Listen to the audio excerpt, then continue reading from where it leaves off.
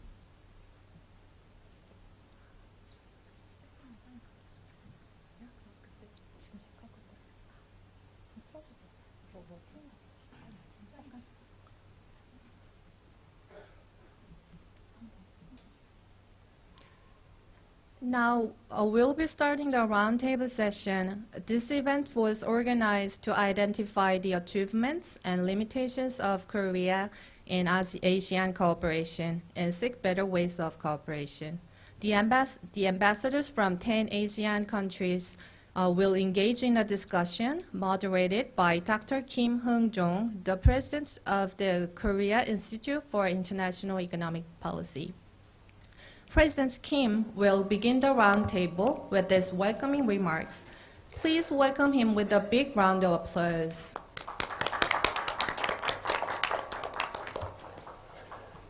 Okay, good afternoon, ladies and gentlemen, and ambassadors of the ASEAN 10 countries. I'd like to express my really gratitude to the ambassadors from ASEAN countries attending today, despite your very busy schedule. Today, now, I can see that the world is in the midst of the great change due to the expansion of uncertainty and fragmentation, confrontation between countries, especially Russia and China, the United States and Europe. Amid these difficulties in the global cooperation environment, cooperation between Korea and ASEAN has become more important for both sides. The ASEAN-Korea Solidarity Initiatives announced by President Yoon Suk-yeol on the occasion of the ASEAN-Korea Summit this month consistently demonstrates how much Korea values cooperation with the ASEAN. Building on a previous New Southern policy, I look forward to discussing various cooperation agendas to upgrade Korea-ASEAN relations to a comprehensive strategic partnership under the principle of inclusiveness, trust, and reciprocity. Okay, now we will listen to the congratulatory remarks by Jung Hae-gu, the chairman of the National Research Council for Economics, Humanities, and Social Science. Okay, please. 예, 여러분 안녕하십니까? Good afternoon, Your Excellencies, ladies and gentlemen. My name is Hae-gu Jung from NRC. As part of Global Korea Forum 2022, I would like to thank all of the excellencies who are joining us on this roundtable. I would also like to thank the Ambassador Kwon Hee-sung, Ambassador to the Republic of Korea to ASEAN. The conflict between the U.S. and China and the war in Ukraine is changing geopolitical situation in the world rather quickly. And in such a time, I'm delighted to have this conversation with Your Excellencies. Korea had the Korean War and is now divided. And in very important relations with the West we have developed. But early 1990s, since the post-Cold War, Korea, although the ideology is different, we have worked hand in hand with China to achieve economic development. But as the U.S.-China conflict aggravates, and as we see deglobalization, the exchange and cooperation between Korea and ASEAN country needs to be enhanced. The new southern policy of Moon's administration and also the new policy by Yoon administration is proving that. The relationship with ASEAN countries are improving, and in the 21st century, the East Asian country, including ASEAN, is expected to be the largest economy in the world. In that light, ROK and ASEAN relationship is very important. In this round table, we are going to have a valuable discussion on this very topic, and I hope to hear in-depth insight. And I express the sadness, and we heard about the earthquake that happened in Indonesia, Java Island. We express our condolences to the casual people who lost their valuable family. Yeah, to ASEAN. Where is he? Here. Dr. Kim Hong-jong, President of the Korea Institute for International Economic Policy. It is with pleasure that I recall my last meeting with President Kim in Milan 2 years ago. Distinguished ambassadors of the ASEAN member states to my country, I feel a deep sense of intimacy with ASEAN ambassadors and show staffers, as my daily activities are to meet with your colleagues working in Jakarta. And I'm humbled by your lofty services reaching Korea with each of your countries. Distinguished guests and ladies and gentlemen, on behalf of the Korean government, as Ambassador of Korea to ASEAN, I would like to extend my hearty congratulations on the convening of the RoundTable towards a better ROK-ASEAN cooperation. November has always been a special month for the ASEAN-Korea partnership, given that dialogue relations between ASEAN and Korea were established in November 1989.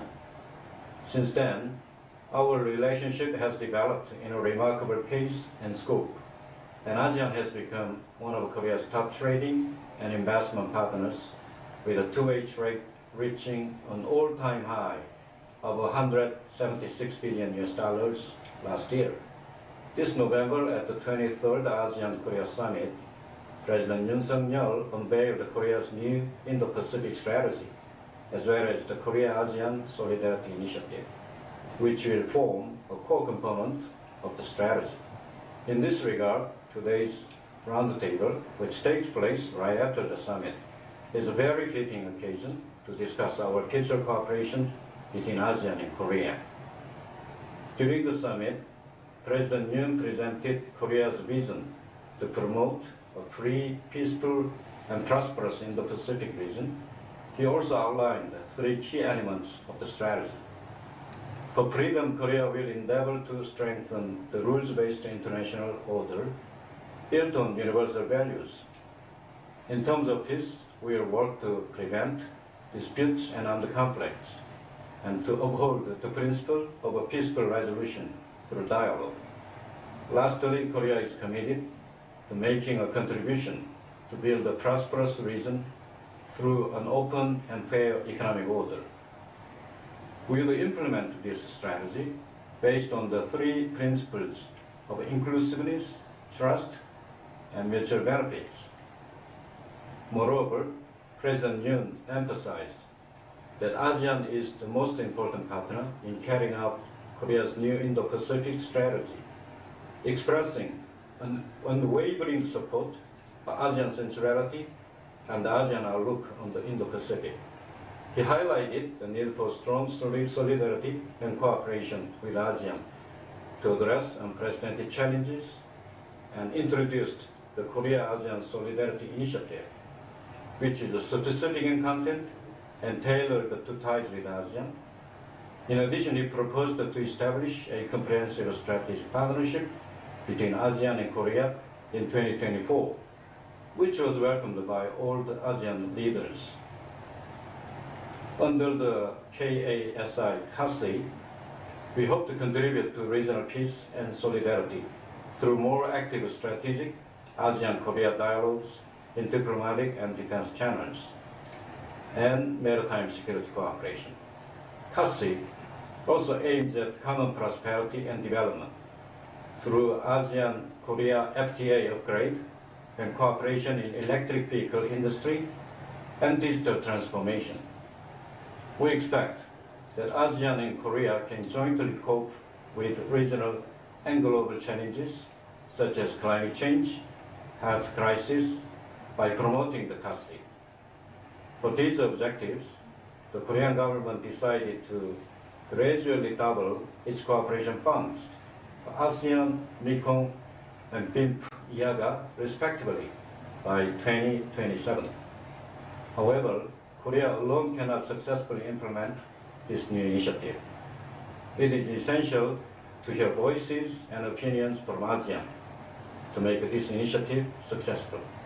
In this view, this roundtable is indeed a valuable opportunity to gather wisdom of experienced ASEAN ambassadors and diplomats who are working at the very forefront of the ASEAN-Korea partnership. I do believe that today's discussion could be crucial initial steps towards our path to further strengthen the ASEAN-Korea relations.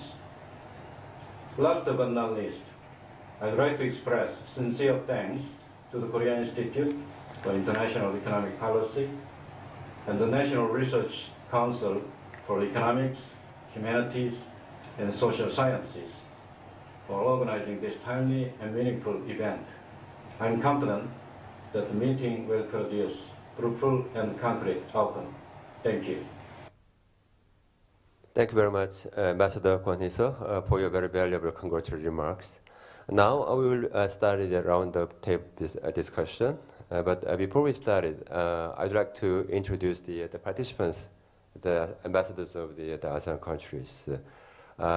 In order of ambassador credentials enactment date.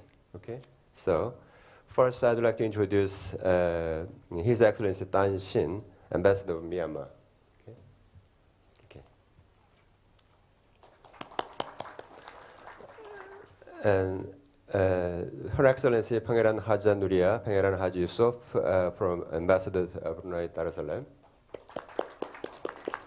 His Excellency Eric Teo, Ambassador of Singapore. His Excellency Ambassador Wen Bu Dung from Vietnam. And Her Excellency Maria Teresa Dizon de Vega, Ambassador Philippines. And Ms. Ek Bong Wat Tati, Charge d'Affaires from Cambodia. And Ms. Zelda Ulan Kartika from Indonesia, Charge d'Affaires. And His Excellency Chachua Wichu, the Ambassador of Thailand. Okay. And Mr. Arunkurung Burumatong, Charge d'Affaires, the Embassy of the Laos. Okay, thank you very much for your participation. And then, okay, so Korea and ASEAN countries have actively cooperated in various spheres, including the economy, society, and culture, and diplomacy so far. During the last ASEAN-Korea summit, President Yoon Suk-yeol made an official proposal to upgrade Korea-ASEAN relations to a comprehensive strategic partnership on the occasion of the 35th anniversary of the establishment of dialogue relations in 2024. I believe that balanced cooperation in all sectors, including the economy, society and culture, and diplomacy, is important for bilateral relations to move towards a comprehensive strategic partnership. In this vein, I'd like to ask the ambassadors for your insights on the achievement and limitations of cooperation so far, and also tasks to establish a better cooperative relations in the future. Due to the time constraints, each discussant will speak for about 3 minutes per person. The iron principle is that we need to finish this session by 2:30, because I mean, you know that you are expecting the dialogue with the Prime Minister. Okay, right. So first, Yeah, Ambassador. Thanks, please.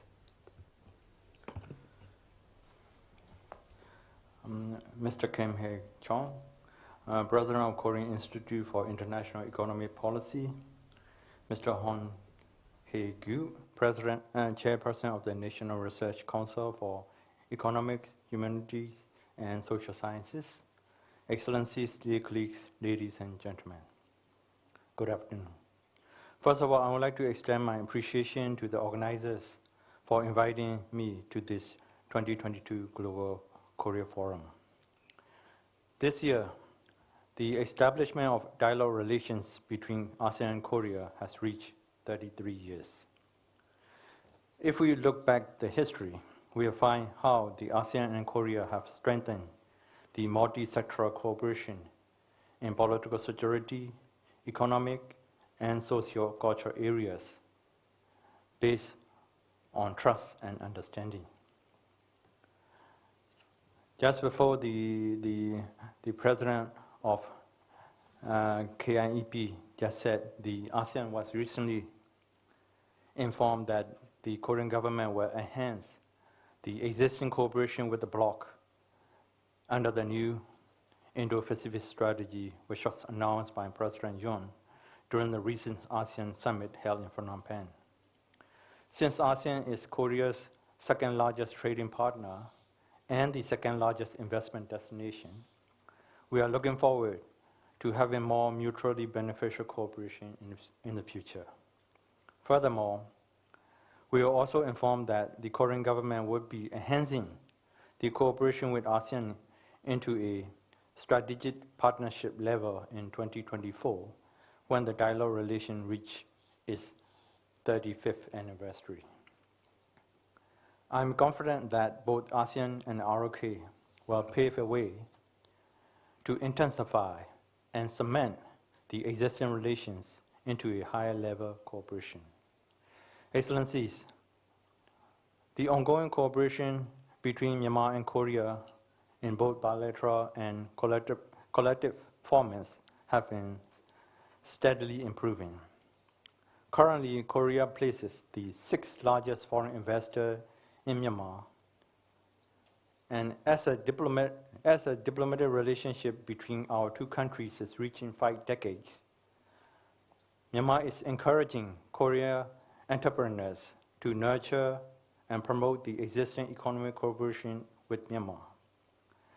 There are always ups and downs in the relationship, but we try to narrow down the differences that the two countries have based on existing friendship and cooperation. While taking this opportunity, I would like to underscore that numerous Korean government's ODA projects are currently put on hold for various reasons. As an ambassador of Myanmar to Korea, I sincerely would like to request the Korean government to resume the existing ODA projects, especially those that will directly contribute to the Myanmar citizen, such as officially handing over of Myanmar Development Institute, MDI, in Naypyidaw, Myanmar. To this end, I will look forward to having closer, exceptional, and understanding relationships between our two countries. I thank you. Thank you very much, Ambassador Tanshin, for your very valuable remarks. And next, I'd like to introduce Mr. Kim Ong-chung, President of the Korean Institute for International Economic Policy, Mr. Jung Hae-gyu, Chairman of the National Research Council for Economic, Humanities, and Social Science. A very good afternoon to you all. At the outset, I would like to express my sincere appreciation to KIEP and the National Research Council for organizing this round table today. ASEAN and the ROK have worked closely together for over 3 decades in the promotion of peace, prosperity, and stability of the region. As one of the ASEAN valuable strategic partner, Brunei Salam is pleased with the overall progress of ASEAN-ROK relations, and we deeply value the ROK active participation in various ASEAN-led mechanisms over the years. The many milestones we have reached together, including the elevation of our relation to a strategic partnership in 2010, a testament of our close and long-standing friendship. In 2024, ASEAN and the ROK will commemorate the 35th anniversary of its dialogue relation. To ensure the significance of this milestone, it is important for ASEAN and the ROK to work collectively to address issues of common concern and ensure the future readiness and resilience of our people. On digital cooperation, we welcome the ROK expertise as a leader in innovation to enable our people to take full advantage of the fourth industrial revolution, including by complementing the ASEAN Digital Master Plan 2025.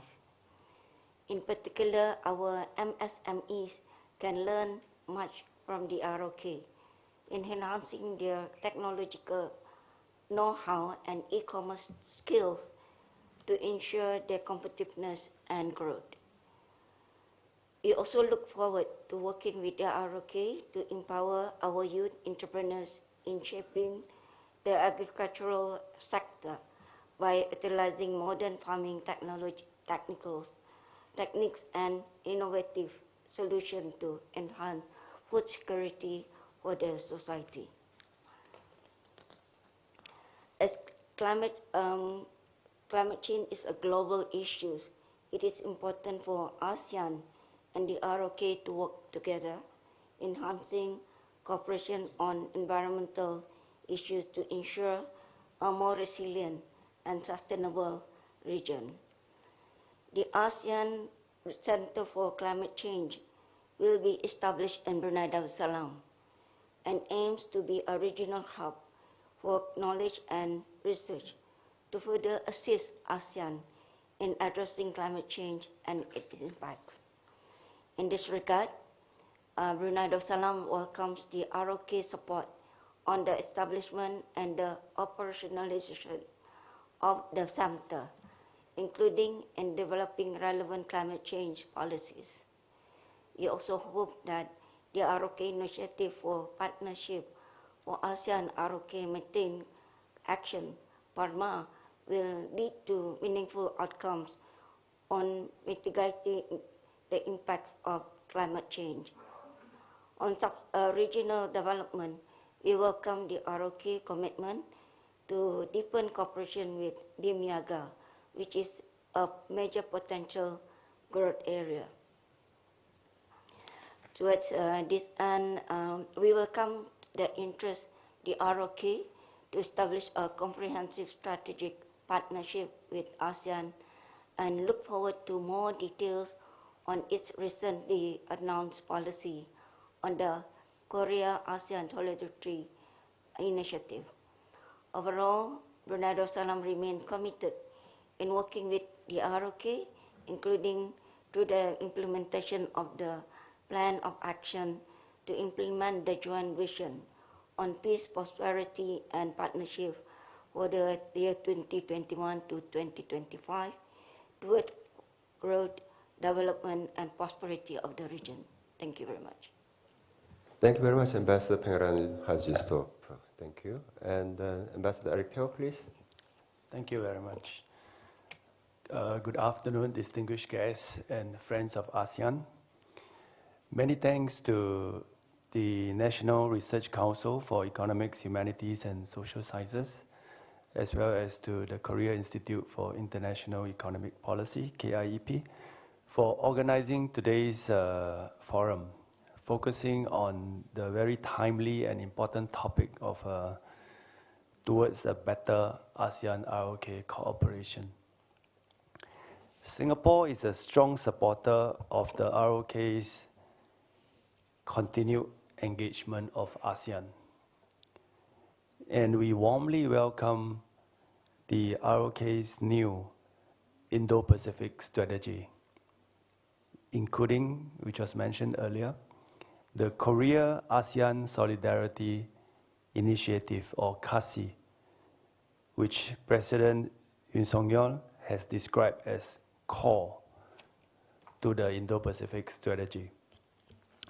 This reaffirms the UN government's continued commitment to strengthening ASEAN-ROK relations and actually signals South Korea's recognition of the immense potential of ASEAN. ASEAN is the world's youngest and most dynamic, with a population of 660 million, and out of this, 60% are below the age of 35. As mentioned by other speakers earlier, the ROK has also proposed to upgrade the ASEAN-ROK dialogue relationship to a CSP, Comprehensive Strategic Partnership, on the 35th anniversary of ASEAN-ROK dialogue relations in 2 years' time, in 2024. Let me take this opportunity to humbly suggest 3 areas that could bring ASEAN-ROK relations to the next level, to the next higher level. First, I think we should upgrade the ASEAN-ROK free trade area to enable both sides to further step up our cooperation in the new era of cooperation.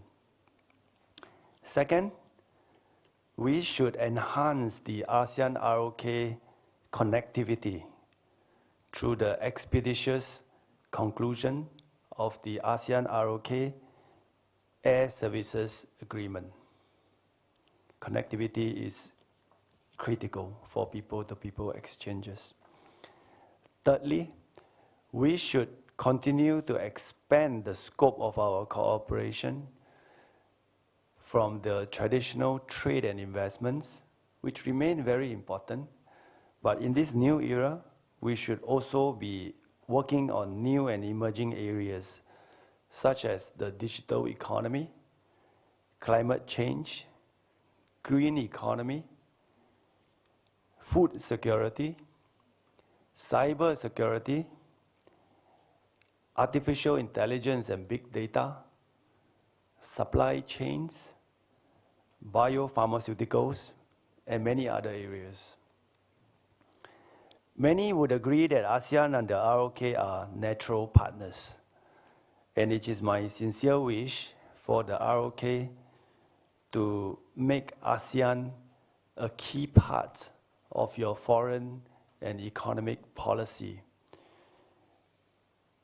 prioritizing it to the same level of your relationship of your so-called Big Four, which is your relationship with the United States, with China, with Japan, and even with the DPRK.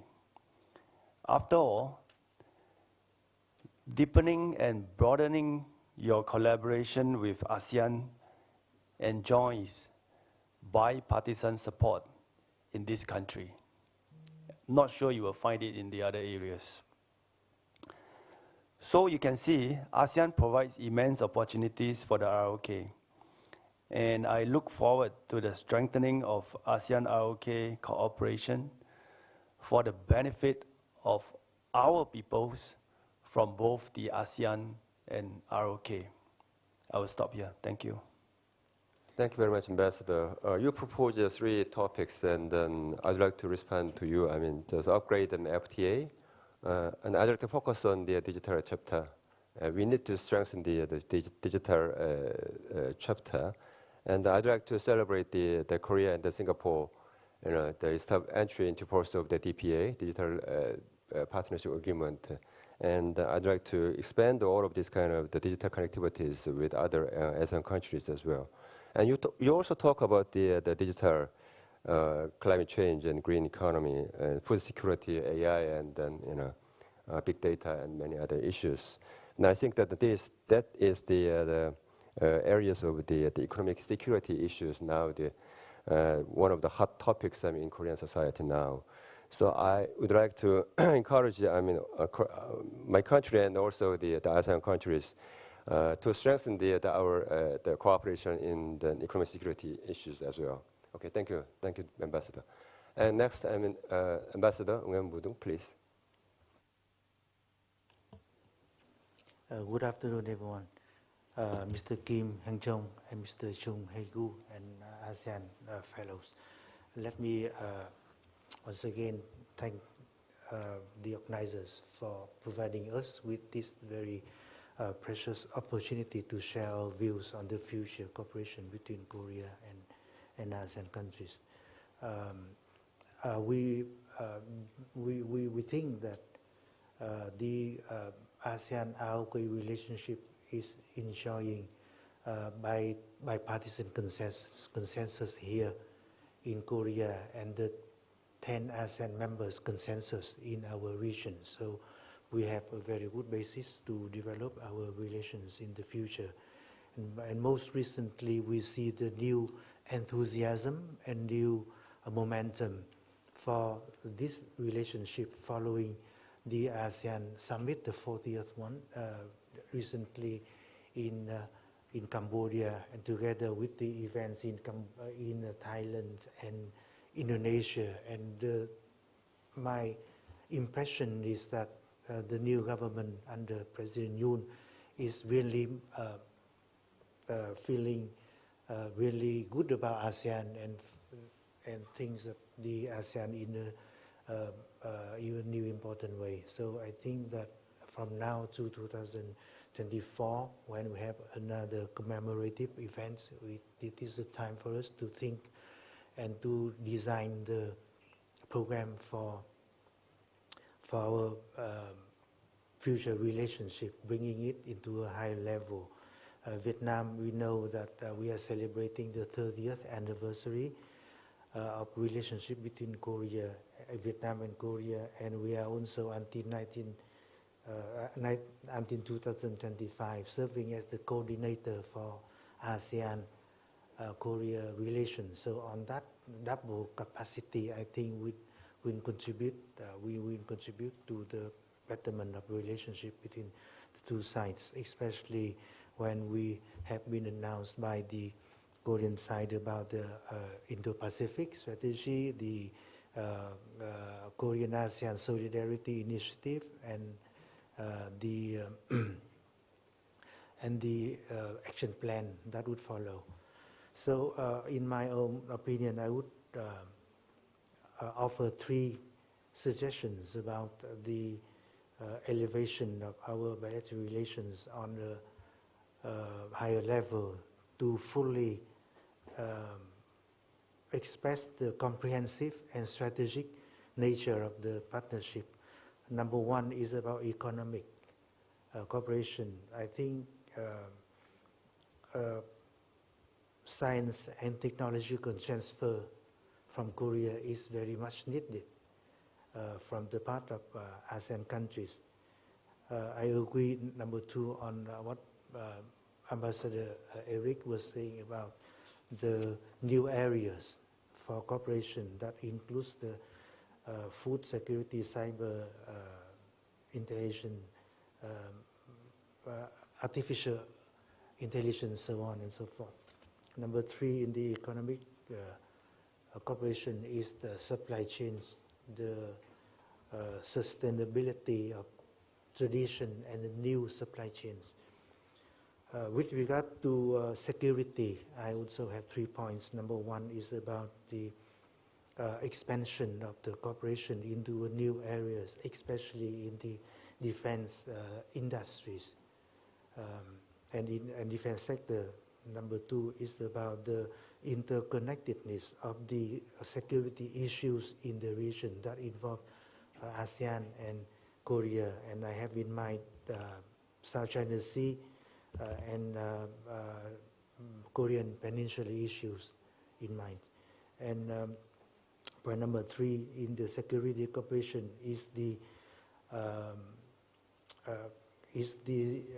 support of the ASEAN-led security architectures. And I think that President Yoon has the personal experience of how the ASEAN-led arrangement are working by his personal experience. Area number three is about social and cultural cooperation. And I think that I also have 3 points here. Number one is about human resource development, rural development, as well as the community development and healthcare cooperation. And that is the best applied in the sub-levels that include the Mekong areas as well as the rural developments in other ASEAN countries. So I will end my contribution here. Thank you very much. Yes.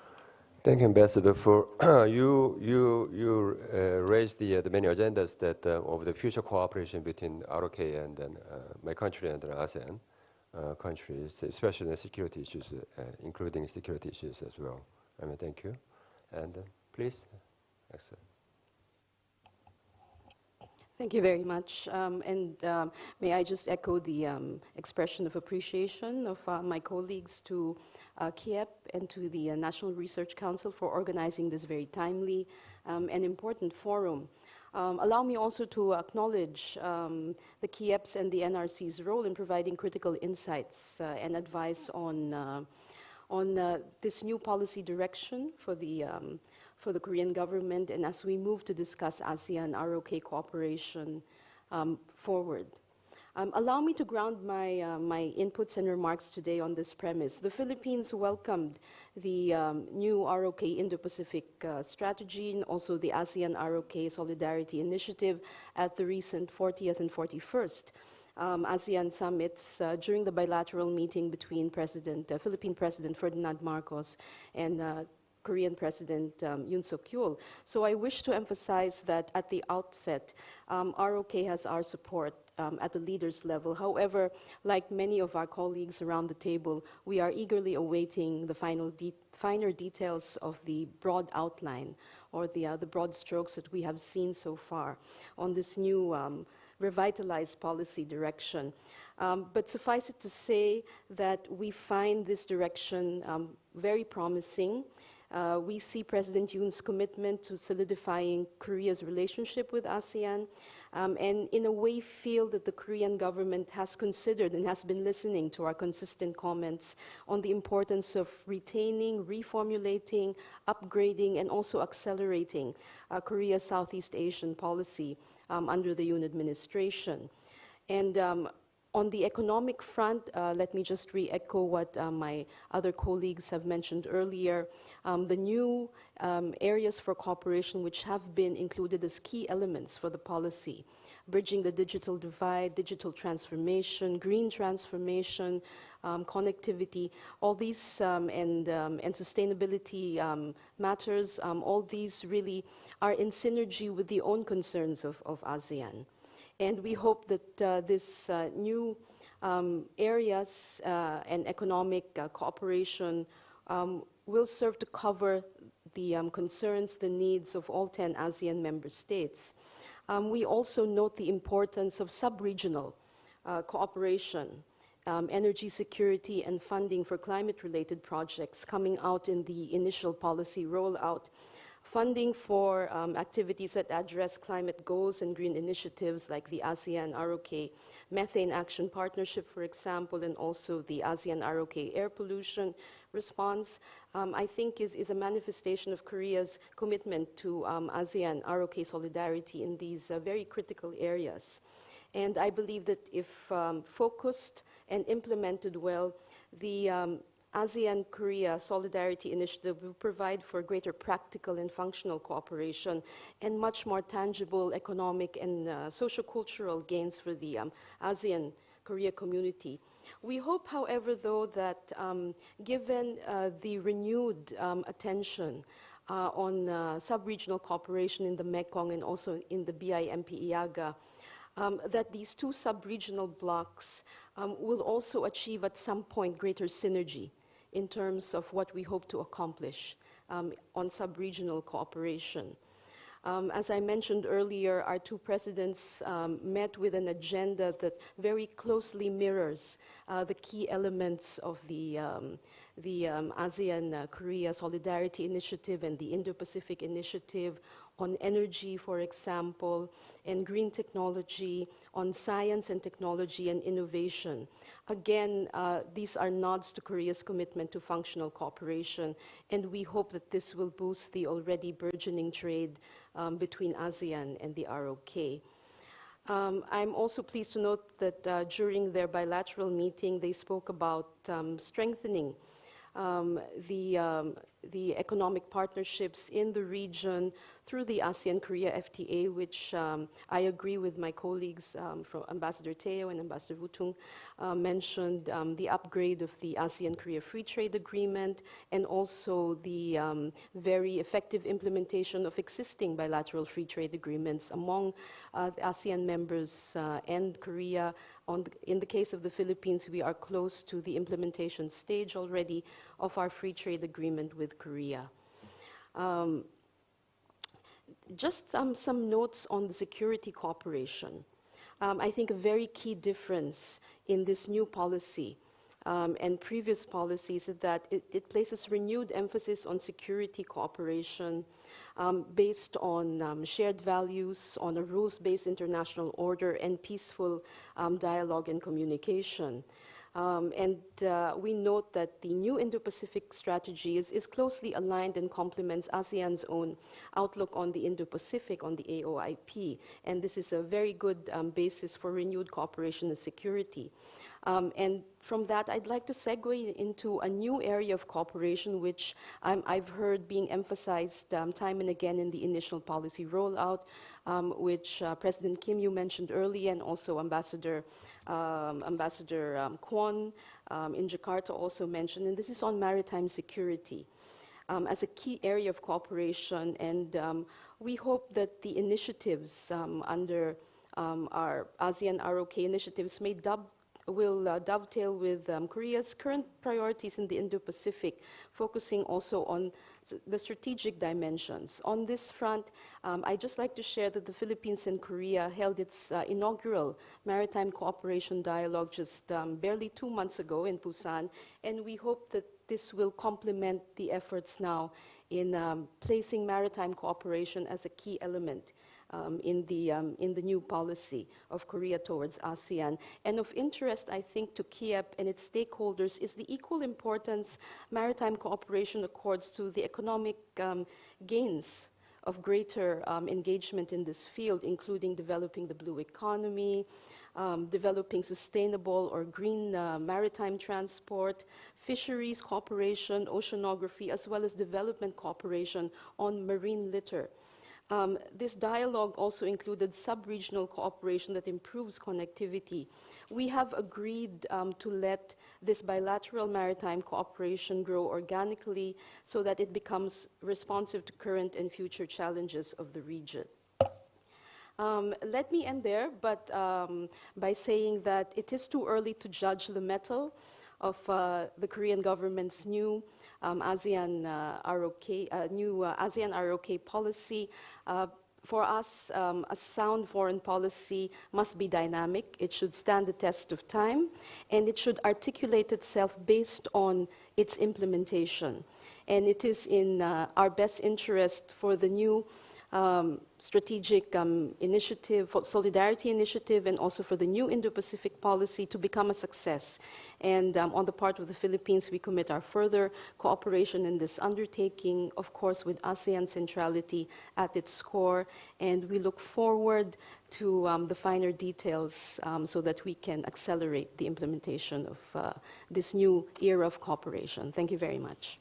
Thank you, Ambassador. You elaborate so many issues, but you emphasize the cooperation and maritime security, and also the concrete plan and action plans of the Indo-Pacific strategy of Korea. And then I'm very happy that all the colleagues, I mean the ambassadors of ASEAN, are interested in the Korea's new Indo-Pacific initiatives. And then we are ready actually to cooperate with the ASEAN 10 countries. I mean, to deepen our cooperation. I mean, in terms of the Indo-Pacific areas as well. Thank you very much. Yes, Cambodia hosted the ASEAN summit this year. So yeah, I was there in Phnom Penh. Yeah. Okay, please. Thank you. Thank you for giving me the floor. President Kim Hung-jong from Korea Institute for International Economic Policy, Chairman Chung Hae-gu from National Research Council for Economic, Humanities and Social Science, Honorable fellow ASEAN Ambassador and Representative, distinguished guests, ladies and gentlemen. First, let me convey my warmest appreciation to the organizer for organizing this roundtable under the theme Toward a Better ROK-ASEAN Cooperation, which serves as a timely opportunity for us to discuss and share further on ASEAN cooperation, such as the progress as well as the way forward to further foster ASEAN ROK cooperation. Let me first mention about the Indo-Pacific strategy that President Yoon announced during the ASEAN summit in Phnom Penh. Yes, we all, the ASEAN member states, always welcome and support this new strategy, and we look forward to see the detailed point regarding this new strategy. Of course, ASEAN and ROK have enjoyed long-standing and broad-based cooperation in many areas since the establishment of the sectoral dialogue partner in 1989. ROK was also accorded as a full dialogue partner of ASEAN in 1991. Regarding the economic sector, ASEAN and ROK are invaluable trading partners. In 2021, the two-way merchandise trade between ASEAN and ROK had reached $189.5 billion, increasing by 22.3% year-on-year from 2020.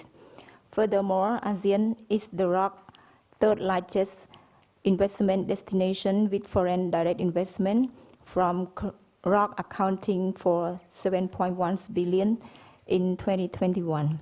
Meanwhile, ROK is the ASEAN fifth largest trade partners and source of foreign direct investment among the ASEAN dialogue in 2021. ASEAN and ROK has also cherished its mutually beneficial economic cooperation through the bilateral and multilateral framework, such as ASEAN-Korea Free Trade Agreement, the Regional Comprehensive Economic Partnership, which is the world's largest mega FTA, cover approximately 1/3 of global GDP, with the purpose of ensuring open market and creating favorable conditions for the trade, investment, and business. To this point, I would like to highlight the progress of the Cambodia and Korea FTA. One of the recent and significant milestones is the conclusion of the Cambodia-Korea Free Trade Agreement. After the official signature by both trade ministers on October 26 last year, our Cambodia counterpart, His Majesty the King, signs and promulgates Cambodia-Korea Free Trade Agreement. And simultaneously, the Korean National Assembly also ratified the agreement, and it is expected to enter into force by early December. Relating to the technology cooperation, the ROK and ASEAN are strengthening the foundation for common prosperity in the area of the fourth industrial revolution by enhancing cooperation in future industries that utilize artificial intelligence, big data, virtual reality, and Internet of Things in line with the Master Plan of the ASEAN Connectivity 2025 and the ASEAN Digital Master Plan 2025. Sorry, I'm a little bit. So I would like to mention a little bit more on the public health cooperation. ASEAN and ROK are working together closely in fighting against the COVID-19. So the ROK has provided around $50 million worth of the support to ASEAN and its member state by contributing to COVID-19 ASEAN Response Fund, conducting the enhancing the the detection capacity for the COVID-19 in ASEAN country. So through what I have in my speech, I think that ROK have provided a lot of support to the ASEAN member state, and we look forward to have more support from the ROK government in order to in order to strengthen the relation between Korea and ASEAN member state. Thank you. Thank you very much. Thank you, Cambodia. I'd like to. I'm very sorry about the, Prime Minister cannot wait, of course. And then I think we need to close the session. But the ambassador from Thailand, I'd like, yes, please, yes, just 2 minutes, please. Well, thank you. Well, thank you for giving me an opportunity to share my views, Thailand's views on how we could make a better, our cooperation, going forward. Well, I have 4 areas that I would like to suggest. One, I think, is similar to Cambodia, and that is public health cooperation.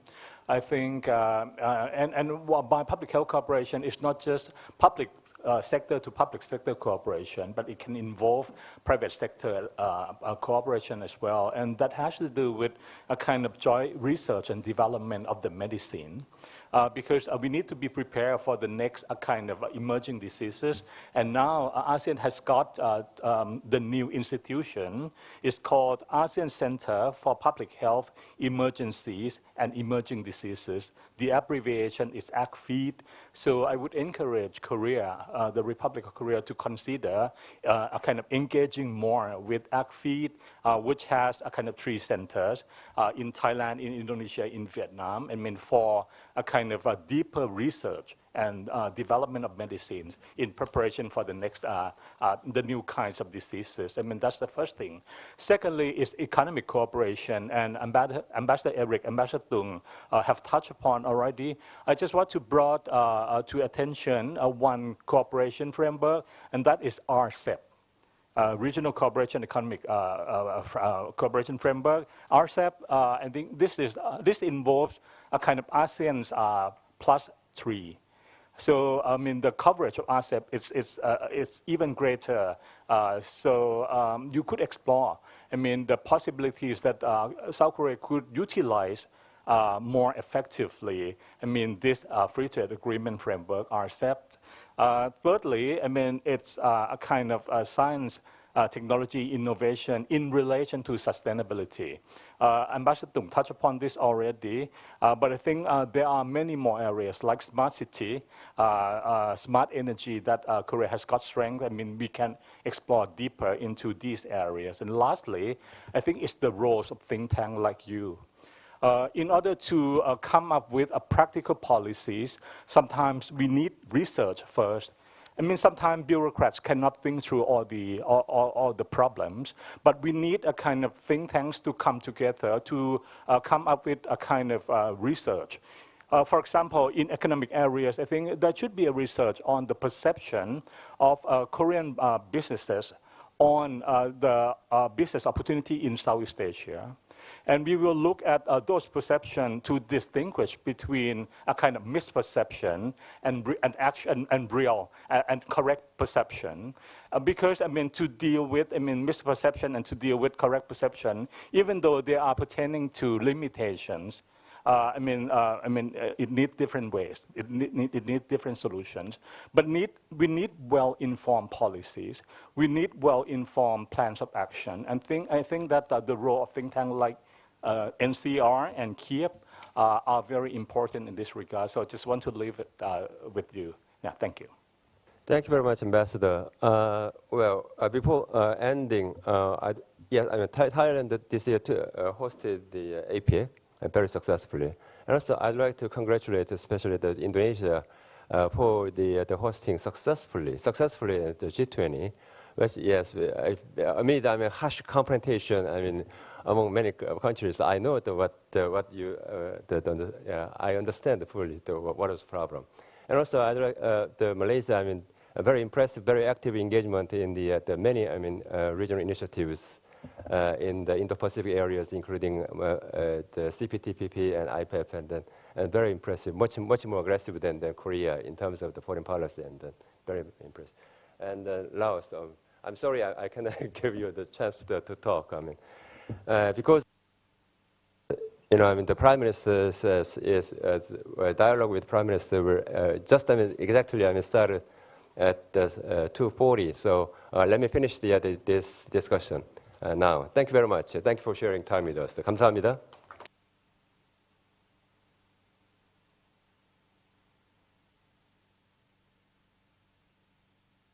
Concludes the 2 days roundtable meeting.